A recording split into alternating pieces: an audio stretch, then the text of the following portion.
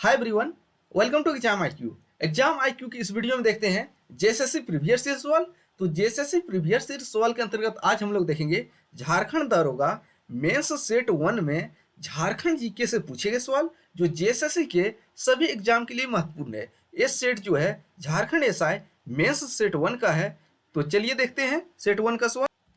Jharkhand SI में set 1 से पहला सवाल था, बोकारो स्टील प्लांट एशिया में क्या है? सबसे बड़ा है, दूसरा सबसे बड़ा है, तीसरा सबसे बड़ा है, चौथा सबसे बड़ा है। तो बोकारो स्टील प्लांट जो है एशिया का सबसे बड़ा स्टील प्लांट है। तो एशिया का सबसे बड़ा स्टील प्लांट कौन सा है? Bokaro steel plant. अगर पूछा जाए बोकारो स्टील प्लांट किस जिले में है? झारखंड के बोकारो जिले में। कहाँ पे है? बोकारो जिले में। अगर बोकारो स्टील प्लांट से कुछ सवालों की बात करें तो इसकी स्थापना कब हुई? तो इसकी स्थापना जो है 1964 में हुई है। अगर पूछे कौन सा पंचवर्षीय योजना में, तो तीसरा पंचवर्षीय योजना में हुआ है। और बोकारो का पुराना नाम क्या था? इसका पुराना नाम जो है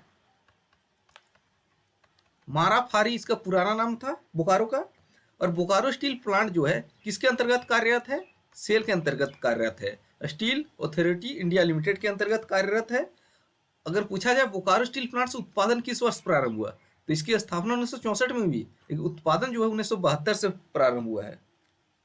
और बोकारो स्टील प्लांट को बिजली कहाँ से मिलता है? तो इसकी बिजली की आपूर्ति जो है डीवीसी से होती है। और चूना पत्थर मुख्य रूप से कहाँ से होता है?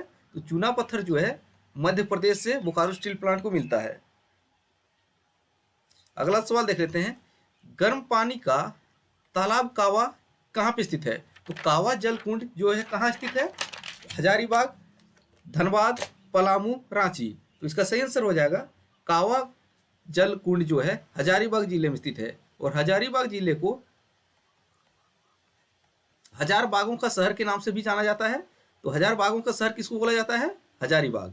और वहीं पे कावा जल कुंड है। और हजारीबाग जिले में ही सबसे गर्म जलकुंड सूर्यकुंड है। तो सबसे गर्म जलकुंड कौन सा है? सूर्यकुंड, हजारीबाग जिले में ही स्थित है। और सूर्यकुंड का वार्षिक तापमान कितना रहता है? एवरेज तापमान जो है 88 डिग्री सेल्सियस। अगला है, छोटा नागपुर क्षेत्र के पहले क्रांतिकारी कौन थे जो अंग्रेजों के खिलाफ लड़ते हुए शहीद हुए थे? ये छोटा नागपुर क्षेत्र की बात की गई है। ऑप्शन के अनुसार कौन सा होगा? ऑप्शन है आपका बुद्धू भगत, जतरा भगत, ताना भगत, कुंवर सिंह। तो इसका सही आंसर हो जाएगा बुद्धू भगत। और बुद्धू भगत का संबंध किस विद्रोह से था? तो इसका संबंध जो था कोल विद्रोह से था। तो संथा छोटा नागपुर क्षेत्र के पहले क्रांतिकारी कौन थे जो अंग्रेजों से लड़ते हुए शहीद हुए थे? तो बुद्धू भगत, पहला ऑप्शन सही है। चौथा सवाल देखते हैं, काफी महत्वपूर्ण सवाल है आने वाले एग्जाम के लिए भी। पार्श्वनाथ पहाड़ी किसके लिए तीर्थ यात्रा केंद्र है? तो पार्श्वनाथ पहाड़ी जो है किस धर्म के लिए प्रमुख एक तीर्थ केंद्र है? जैनियों के लिए, हिंदुओं के लिए, मुसलमानों के लिए, सिखों के लिए। तो पार्श्वनाथ पहाड़ी जो है जैन धर्म का एक प्रमुख तीर्थ स्थल है। और अगर पूछा जाए पार्श्वनाथ पहाड़ी से काफी सवाल पूछे जाते हैं, और तो सारे सवाल रिवाइज कर लेते हैं। तो सबसे पहले जानिए पार्श्वनाथ पहाड़ी है कहाँ पे? ये पार्श्वनाथ पहाड़ी जो है झारखंड के गिरिडीह जिले में स्थित है। और गिरिडीह जिले का गठन कब हुआ है? 1972 में। किस जिले से अलग होके? हजारीबाग जिले से। और हजारीबाग जिले से अलग होकर 1972 में गिरिडीह एक नया जिला बना है। और पार्श्वनाथ पहाड़ी की ऊंचाई कितनी है? हाइट देखें तो इसकी ऊंचाई जो है 1365 मीटर। लेकिन फीट में देखें तो कितना है? फीट में 4480 फीट है, जेएसएससी ने सही माना है। और पार्श्वनाथ पहाड़ी को संवेद शिखर के नाम से भी जाना जाता है। संवेद शिखर या तो शिखर जी के नाम से भी जाना जाता है। अब पांचवा सवाल देखते हैं, भारत के कुल संसाधन में लगभग कितना प्रतिशत हिस्सा झारखंड का है? तो भारत के कुल खनिज संसाधन में झारखंड का हिस्सा कितना है? 40%, 60%, 30%, 55%। तो इसका सही आंसर है 40%। तो भारत में जितना भी खनिज है उसका 40% अकेले झारखंड का हिस्सा आता है। तो पहला ऑप्शन सही हो जाएगा इसका। अब छठा देखते हैं, 1965 में धोरी कोलवरी में आई आपदा का कारण क्या था? तो धोरी कोलवरी में आपदा 1965 में आया था। इसका कारण क्या था?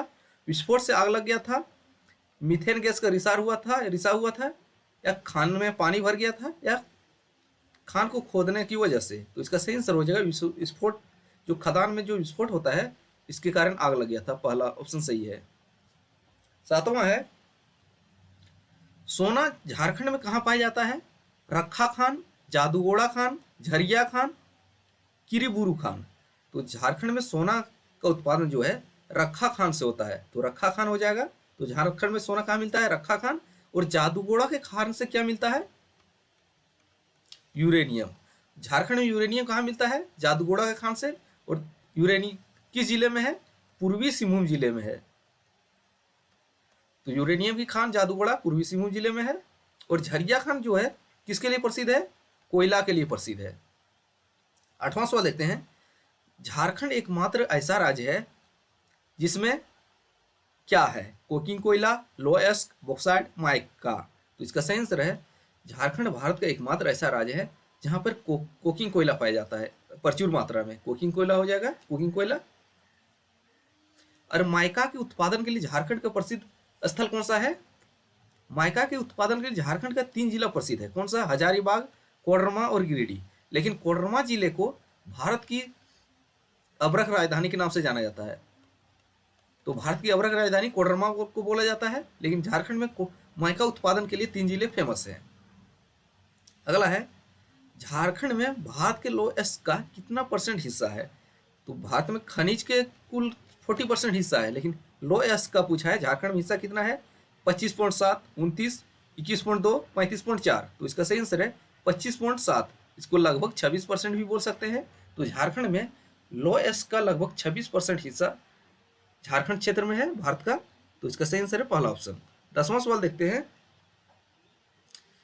मानसून लौटते समय किस महीने में झारखंड में वर्षा कराती है? तो लौटते हुए मानसून से झारखंड में वर्षा किस महीने होती है? सितंबर, नवंबर, दिसंबर, जनवरी, अगस्त, सितंबर, इनमें से कोई नहीं। तो इसका सही आंसर है लौटती हुई मानसून से झारखंड में वर्षा सितंबर, नवंबर में होती है। और झारखंड में वर्षा किस मानसून के तहत होती है आपको कमेंट करके बताना है। तो झारखंड में वर्षा जो है किस मानसून के तहत होती है आपको कमेंट करके बताना है इसका आंसर। 11वां सवाल देखते हैं। ललित प्रसाद विद्यार्थी के वर्गीकरण के अनुसार निम्न में कौन सी जनजाति शिकार संग्रहकर्ता के प्रकार की थी? तो ललित प्रसाद विद्यार्थी ने जनजातियों का वर्गीकरण किया है। इनमें से कौन सी जनजाति को शिकार संग्रहकर्ता के रूप में वर्गीकृत किया है? बिरोर, कोरवा, हिलखड़िया। दूसरा ऑप्शन है मुंडा संथाल। तीसरा है उरांव खड़िया। चौथा है असुर बंजारा बेड़िया। तो इसका सही आंसर कौन सा हो जाएगा? तो शिकार संग्रहकर्ता प्रकार की जनजाति झारखंड की पहला ऑप्शन है बिरहोर, कोरवा और हिलखड़िया। अगर बात करें झारखंड की जनजाति से कुछ महत्वपूर्ण सवाल, तो झारखंड की सबसे बड़ी जनजाति कौन सी है? तो संथाल जो है झारखंड की सबसे बड़ी जनजाति है। दूसरी बड़ी जनजाति कौन सा है? उरांव जो है झारखंड की दूसरी बड़ी जनजाति है। और तीसरी बड़ी जनजाति कौन सा है? मुंडा। और चौथी बड़ी जनजाति कौन सा है? चौथी की बात करें तो खड़िया जो है झारखंड की चौथी बड़ी जनजाति है। अगला है 2001 की जनगणना के अनुसार कौन सी प्रजाति में महिलाओं की संख्या पुरुषों से ज्यादा है? यानी कि सबसे बेस्ट सेक्स रेशियो झारखंड की कौन सी जनजाति में था 2001 के सेंसस के अनुसार? तो इसका सही आंसर है खड़िया और हो, पहला ऑप्शन था। अब देखते हैं 13वां सवाल। माहली और कंपाट किस प्रजाति की शाखा है? तो माहली से एक सवाल पूछा जाता है। झारखंड की शिल्पी जनजाति कौन सी है? माहली। तो इसका संबंध किससे है?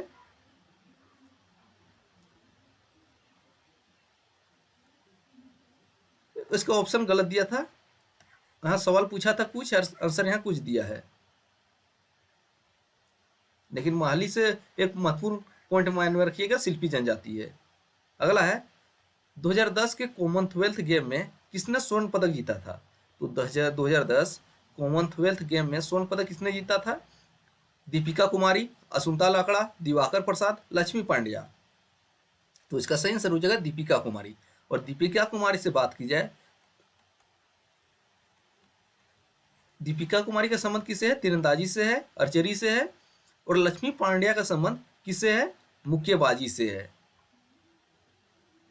अगला है झारखंड किसका उत्पादन करने वाला भारत का एकमात्र राज्य है? तो भारत का एकमात्र राज्य झारखंड है। किसका उत्पादन करने वाला? पायराइट, लोएस्क, एल्यूमिना, माइका। तो इसका सही आंसर हो जाएगा पायराइट। तो पायराइट का उत्पादन करने वाला झारखंड भारत का एकमात्र राज्य है। तो झारखंड भारत में जितना भी पायरेट होता है उसका लगभग 95% का उत्पादन झारखंड में ही होता है, इसलिए एकमात्र बोला गया क्योंकि पायरेट के उत्पादन में झारखंड राज्य का ही एकाधिकार स्थापित है। 95%, केवल 5% पूरे भारत में होता है अलग, लेकिन 95% झारखंड, इसलिए एकमात्र झारखंड को माना गया है। अगला है महाश्वेता देवी की ऐतिहासिक कथा अर्नेर अधिकार किस पर आधारित है। ये काफी महत्वपूर्ण किताब है, इस पर जेएसएससी में कई बार सवाल पूछे गए हैं तोड़ तोड़ के। तो महाश्वेता देवी की ऐतिहासिक कथा है अर्नेर अधिकार, वो किस पर आधारित है? मुंडा विद्रोह पे, झारखंड संस्कृति पे, जनजातियों के अधिकार पे, असुर विद्रोह पे। तो इसका सही आंसर क्या होगा? तो अर्नेर अधिकार जो है मुंडा विद्रोह पर आधारित है। और झारखंड राजस्व कर्मचारी में पूछा गया था अर्नेर अधिकार है जो किस भाषा में लिखा गया है। तो इसका आंसर था बांग्ला भाषा में लिखा गया है अर्नेर अधिकार। और किसके द्वारा लिखा गया है? महाश्वेता देवी। और कब लिखा गया ये भी प्रकाशित पूछा जाए 1971 में, ये भी महत्वपूर्ण सवाल बनता है। अगला है कर्म देवता की पूजा कर्म त्योहार पर होती है जो किस प्रकार की देवता है। तो कर्म देवता जो है किस प्रकार की देवता है? शक्ति, यौवन और जवानी, संपत्ति, भलाई और बुराई, विनाश। तो इसका सही आंसर है कर्म देवता जो है पावर, यूथ एंड यूथफुलनेस का है, जवानी का प्रतीक है। पहला ऑप्शन सही है। गोनोक किस जनजाति में वधु मूल्य प्रथा के नाम से जाना जाता है? सबसे पहले जानिए गोनोक क्या है। वधु मूल्य प्रथा कौन सी जनजाति की है? हो, गोंड, भूमिज। तो इसका सही आंसर हो। तो गोनोक जो है हो जनजाति का वधु मूल्य है। अगला है अनुसूचित जनजातियों के सामाजिक अधिकार का वर्णन किस अनुच्छेद में किया गया है? तो अनुसूचित जनजातियों के सामाजिक अधिकार का वर्णन कौन से अनुच्छेद में हुआ है? 23 से 24, 370 से 371, 14 से 15, 40 से 45। तो इसका सही आंसर है 23 से 24। पहला ऑप्शन सही है। अगला है झारखंड में लोक नृत्य को जन्मोत्सव आदि अवसरों पर पुरुषों द्वारा किया जाता है। तो झारखंड में किस लोक नृत्य का जन्म के उत्सव और अन्य अवसर पे पुरुष के द्वारा किया जाता है? यहाँ पुरुषों के द्वारा किया जाने वाला लोक नृत्य बोला गया है पंडिनिया नृत्य, जोगा नृत्य, झरनी नृत्य, करम नृत्य। तो इसका सही आंसर हो जाएगा पंडिडिया नृत्य। तो पहला ऑप्शन सही है। और करम नृत्य जो है कर्मा के अवसर पे होता है। 21वां है झारखंड के किस जिले में गर्म पानी का तालाब स्थित है?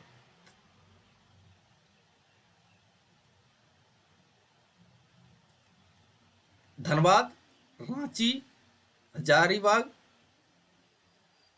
गिरिडीह। तो गर्म पानी के तालाब के मामले में धनबाद है। अगर पूछा जाए गर्म पानी का सबसे गर्म जलकुंड कहाँ पे है? हजारीबाग इसका आंसर होता है, लेकिन गर्म पानी का तालाब के मामले में धनबाद था आंसर सही। अगला है उत्तरी कोयल सिंचाई परियोजना किस राज्य से संबंधित है? झारखंड, उड़ीसा, झारखंड बिहार, झारखंड पश्चिम बंगाल। तो उत्तरी कोयल सिंचाई परियोजना का संबंध जो है झारखंड और उड़ीसा से। किससे है? झारखंड और उड़ीसा, पहला ऑप्शन। अगर पूछा जाए दामोदर डीवीसी का संबंध किस किस राज्य से है? झारखंड और वेस्ट बंगाल से है। अगर पूछा जाए एक सवाल आपसे पूछ रहे हैं स्वर्णरेखा विद्युत परियोजना का संबंध किस किस राज्यों से है? तो स्वर्णरेखा परियोजना का संबंध कौन कौन से राज्य से है आपको बताना है कमेंट करके। अगला है भारतीय प्राकृतिक लाह और गोंद संस्थान स्थित है। तो लाह और गोंद संस्थान कहाँ पे स्थित है? नामकुम, नरवा पहाड़, रायरप्पा, चतरा। तो इसका सही आंसर हो जाएगा नामकुम में। तो भारतीय लाह और गोंद संस्थान जो है नामकुम रांची में स्थित है। इसकी स्थापना कब हुई है? इसकी स्थापना 1925 में ही हुई है। अगर रायरप्पा से बात करें तो रायरप्पा जो है किस जिले में है? रामगढ़ जिले में है। और इससे क्या सवाल पूछा जाता है? तो राजरप्पा जो है किस नदी के किनारे स्थित है?